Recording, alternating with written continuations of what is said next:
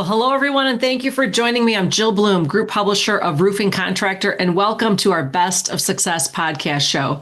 It's such an honor to have with me today two gentlemen, Dan Tinker, President and CEO of SRS Distribution, and JT Turner, President and CEO of Gypsum Management and Supply. JT and Dan, thank you so much for joining me. Thank you, Jill. Yeah, thanks, Jill. Thanks for having us. Guys, we've got some big news. I mean, this is really exciting. So Home Depot has purchased GMS. Dan, I'd like to start with you. I mean, tell me, everybody, again, congratulations to both of you, but why do you feel like this was such a great fit for SRS? Oh, yeah. Well, we've known about GMS for a long time. Both the companies come from kind of the same history. We were both private equity, in fact, owned by the same private equity firm at our earliest years.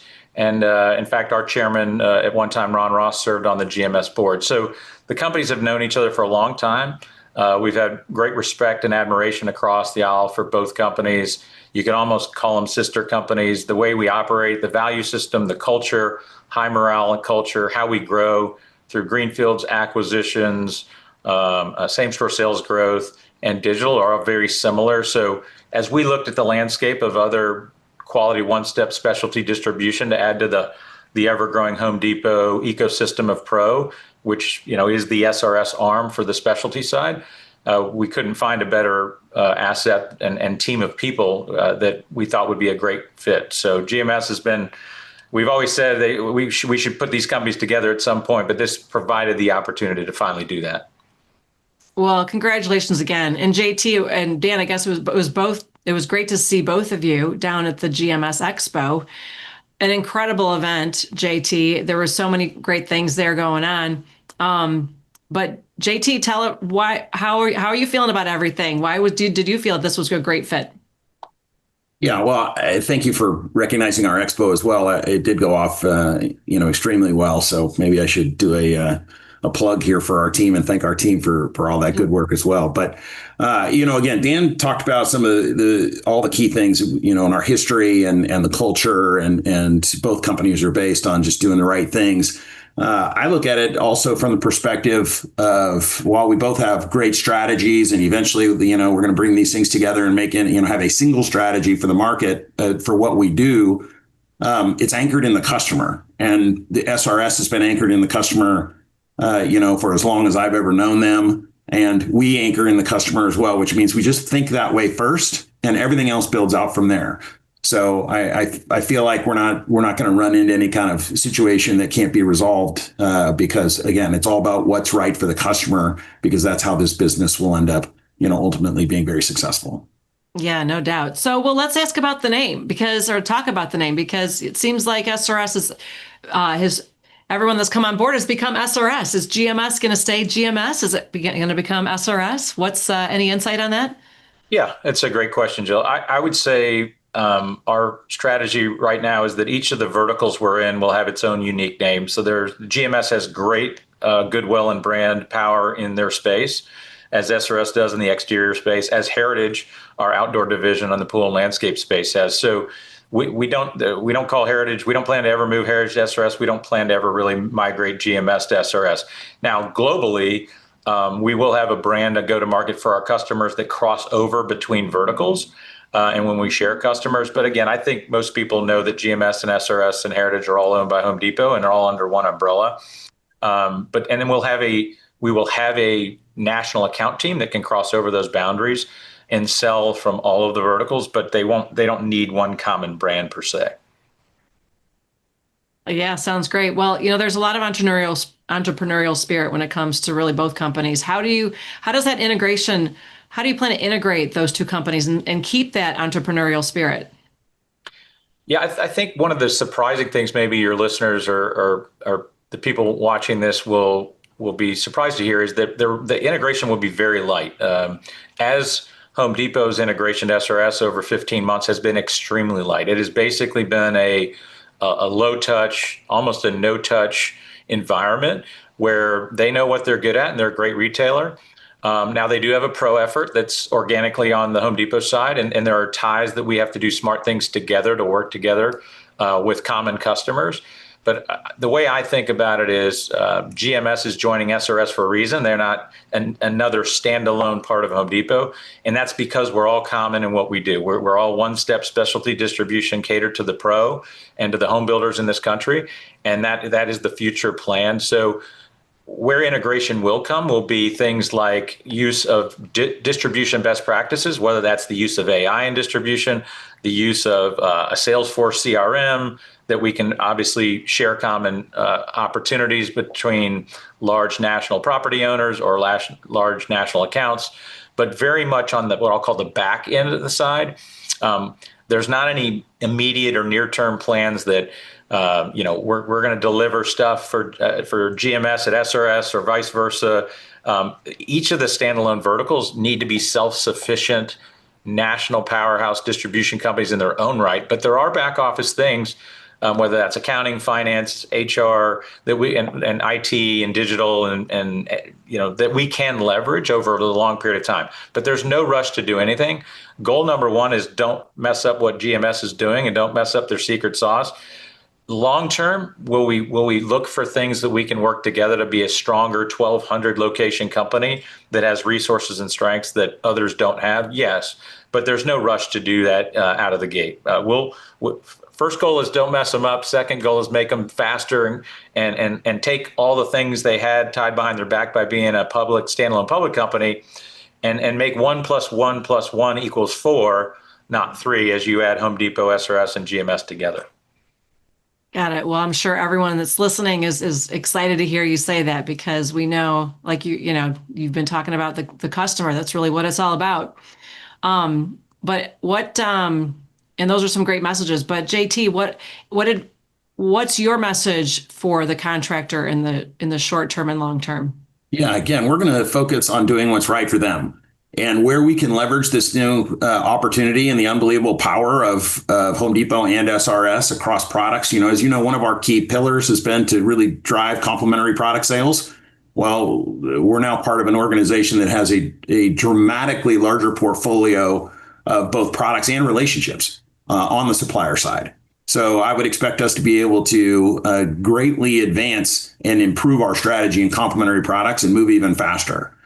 Same situation Dan just talked about, as well from a capital perspective, from a balance sheet perspective, we were a standalone company. We weren't a small company, $6 billion, but we certainly weren't, $200 billion either, right? So there's a cost of capital, there's a balance sheet opportunity here to grow faster and to be better for our customer as well. So, if you think about all of the different things that Dan just talked about, where the national account opportunity, is dramatic. The large developer and the REIT markets is dramatic for us. These are all things that, we had just dipped our toes into in a lot of ways. And now we can just jump into the deep end, all of the while not screwing up, to Dan's point, that relationship with the local contractor who's primarily an interior guy, right? So we want to make sure that we're better for that contractor and that we don't take any steps backwards to take steps forward. And Dan's approach to this is fantastic.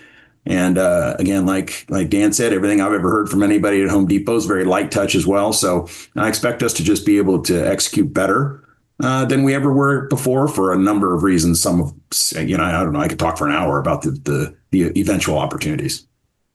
Well, yeah, and I can add a couple of things, Jill, too. Like just some of the things we're working on with Home Depot might surprise some of your listeners, too.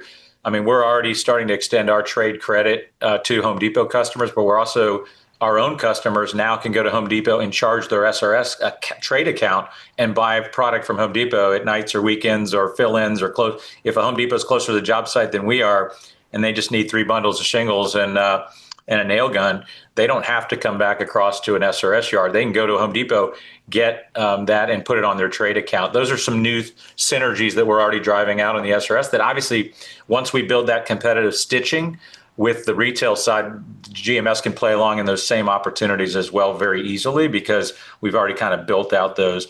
The other thing is Home Depot has a huge distribution center network, and we're already starting to leverage that at SRS. So we become much more attractive to our suppliers, because now we can take hundreds of truckloads via rail service to different DCs that we could have never done as GMS or SRS as standalone. And all of that is really already costs that are already borne by the retail side.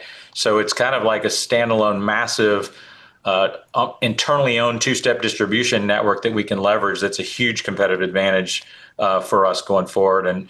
And things like ocean freight, anything JT or I import for our companies now can ride along the rails of Home Depot's ocean freight, for example. And I think they're the second largest buyer of ocean freight in the world. So those are just neat synergies there that people just don't think about right away, that'll help drive operational efficiencies, inventory turns, margin enhancement, better partnering with core suppliers that are excited that now there's one company that has retail, e-commerce, and distribution all in one place.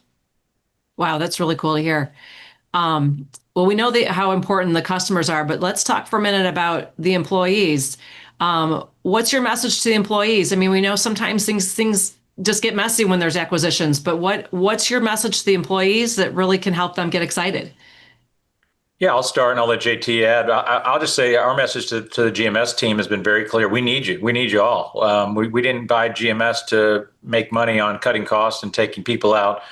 We bought GMS to try to double the size of GMS alongside of doubling the size of SRS and doubling the size of Heritage at the same time.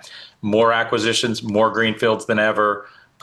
Expand the sales force. Our same thing with our commitment to use of AI. It's not in lieu of employees. It's actually to make our employees more value added and have more employees. We have 17, 18,000 employees between GMS and SRS today. I expect that to be 25, 30,000 employees in the future. So that means career opportunities. It means growth, it means wealth opportunities as we help combine with Home Depot to drive the Home Depot stock price up. All of our employees can be owners and buy stock in the company now through the employee stock ownership plan at Home Depot at a discount even. So there's a lot to like about being part of the whole Home Depot ecosystem. If you look at Home Depot's stock track record over the last 40 years, it's better than Apple. So for employees that want to be part of a company and have some opportunity to have wealth creation, not just on their salary or commission or bonus, but also through equity, huge opportunity. But I think the biggest thing is we're on the winning team. Everyone else is playing for second best.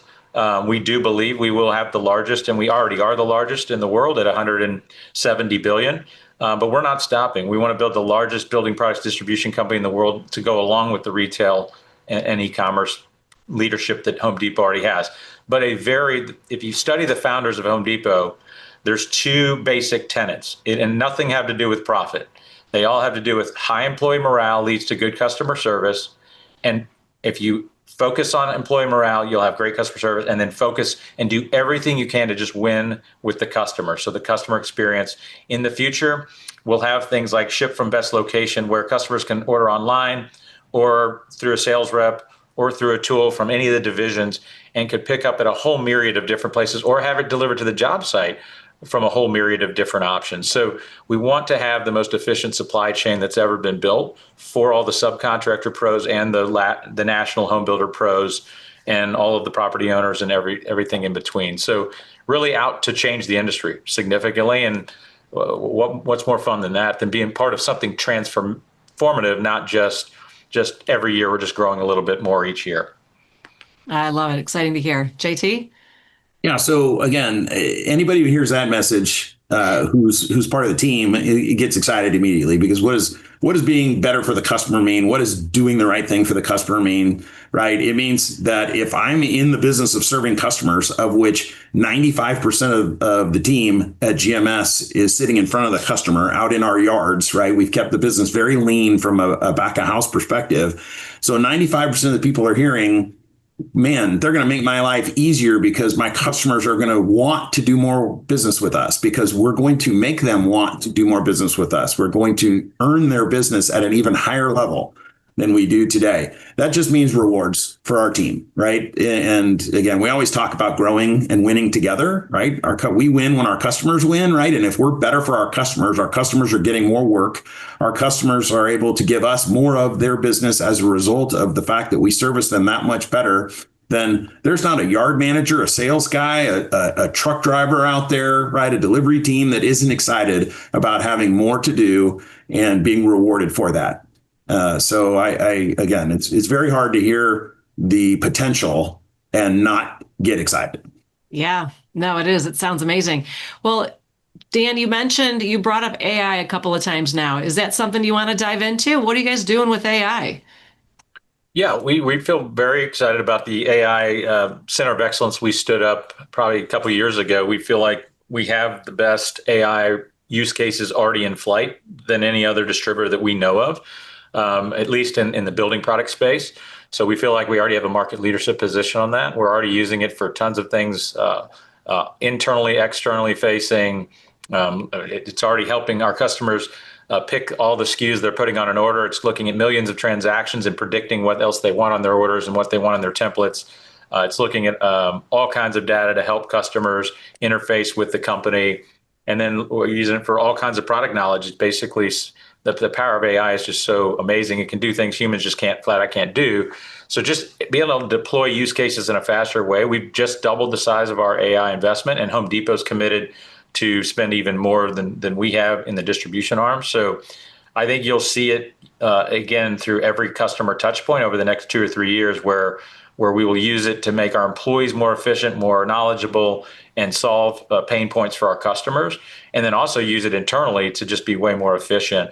I told all of our employees, we're not getting rid of a single employee because of AI, but every employee should be able to do 5 days of work. In 5 years, you'll be able to do 5 days of work in 2.5 days, which means you'll have 2.5 days of your work week to do other things that are way more fun than monotonous tasks and solve things for the customer, create and innovate and move the company forward. So we're super excited about this. We are not just talking about it like others in the industry that just talk about AI. We actually have got 10 to 12 use cases in flight, and we actually have a competition internally right now where 100 different use cases are being pitched to the senior leaders in a couple of weeks, and then we're going to pick from the best of those ideas. And those are mostly customer facing ideas, but a lot of them are how to just take cost out of the network, how to do things more efficiently, again, that we can then pass on to our customers. Because again, we feel it's our job to build the most efficient supply chain for those building America. And we all know cost of housing in this country is skyrocketed since COVID, and we need to do our part to develop a supply chain that can make an impact and make a dent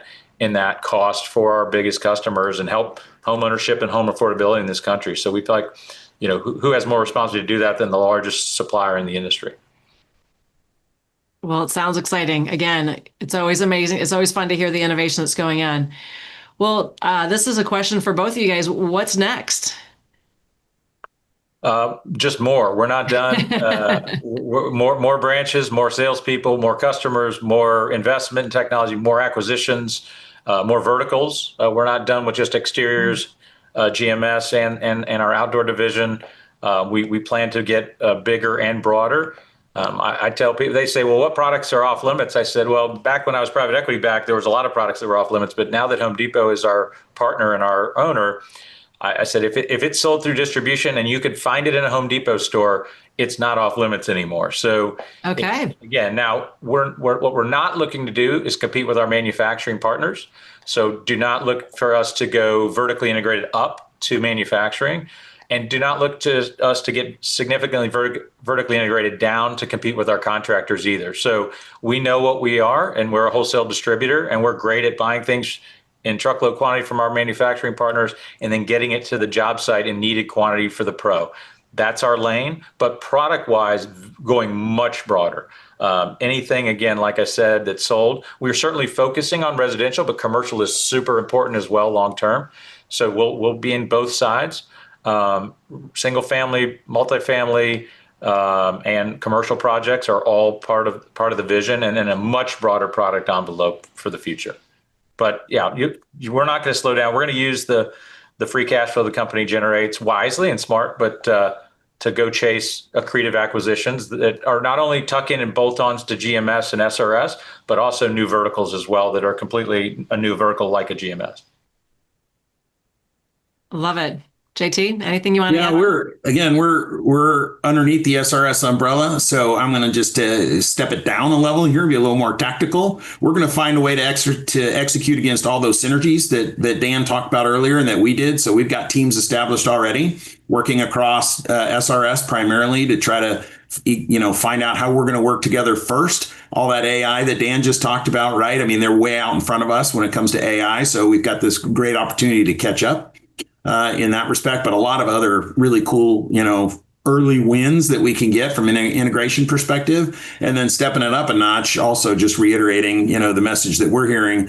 We got the foot on the accelerator. So we're going to be driving, our greenfield list. So if we have a list of 50 greenfields out there, we're always focused on it, but maybe we would execute 4 to 5. Well, we'll probably double that right over the course of the next 12 months. And then our M&A engine is already revved up. We've always been keeping it going, but I don't know if we were in 5th gear, maybe we're driving a Formula One car. It's got 12 gears in it now. I'm not sure how the hell we're going to go any faster, but we're going to figure it out because that's what we've been told to do. So we're going to go out there and get aggressive, and we're really excited about just going forward and going fast as part of this new family. Well, it was really fun seeing the two of you together. When I was at GMS, I was kind of watching you from a distance, and I could just feel the energy as you guys were talking with each other. I could feel that there was some good, not just great energy, but I could feel the ideas going back and forth. I wanted to be a little bit closer to hear what was going on. But anyway, it was really exciting to see the two of you together. And well, I'm glad you brought that up because it's important. I mean, I would tell you it's unheard of for a company like Home Depot to buy two CEOs like us, and we're still here. I mean, that just doesn't happen in business ever. You don't buy two mega companies, one $6 billion and one $10 billion, and the CEOs stick around to help the next chapter of the movie together. And, I always love the quote, there's no limit to what the company can do as long as we don't care who gets the credit. That's kind of the way I look at it, working with Home Depot, working with JT, working with our other leaders. It is such a nice environment here that everybody's working towards one common goal. It's not who's getting credit, whose fiefdom is this, or whose silo is this. It's, hey, we're one company with one fight, and we're going to do what's best for the customer and the associates. And we're just going to end up winning in the end, and everyone's going to win as a result. So it's refreshing to work with. And again, obviously, one of the reasons we were so attracted to GMS is because of JT and Travis and his whole management team. We had gotten to know and felt very comfortable. They were a great culture fit with Home Depot and SRS. So super excited. So it's going to be fun. But yes, JT's right. The accelerator is going to be mashed to the floorboard and get maybe stuck. But if it's any indicative of anything, the closing gift for this deal from SRS to GMS is going to be track shoes. So when they're all coming to Dallas, some of them coming to Dallas this week, and we're going to have to get them all fitted for track shoes so we can run even faster. They've been running fast. They've been running good with Nike tennis shoes, but we're going to get them some ultralight track shoes to run even faster. It's going to be fun. I love it. So what's coming? So it was, again, Dan, it was great to see you at the GMS Expo, but what walls and ceilings trade shows will we be seeing you at moving forward? Will we see you at Build 25 at some of the shows for 2026? Yeah, I think, I'll defer to JT on the ones that he wants to participate in, but I can tell you the one big news that I would say was we are going to probably for the first time exhibit alongside Home Depot at the International Builders Show, which is new. Oh. GMS has not traditionally done that. SRS is just new to that. And Depot has been, last year was their first year to exhibit, but we'll all be eventually, not in 26. SRS will be together with Home Depot Pro at the Builder Show in 26, but we will have a big event like you're used to us throwing at some of these trade shows. So we're going to have a huge customer and supplier partner party. I think we're going to have, in fact, you'll be the one to break the news, but I think we're going to have Leonard Skinner and Brooks and Dunn perform and have hopefully Ted and JT and I all on stage thanking hundreds of home builders and hundreds of supplier partners for their support of our future and what we're trying to build together. But yeah, one thing that's important to us is we continue to support all of our industry trade organizations. We think that's important, whether that be the roofing channel, the landscape channel, the pool industry, the gypsum, the lumber eventually, and all of the different channels. We want to support all of them, as well as the National Builders Show as well.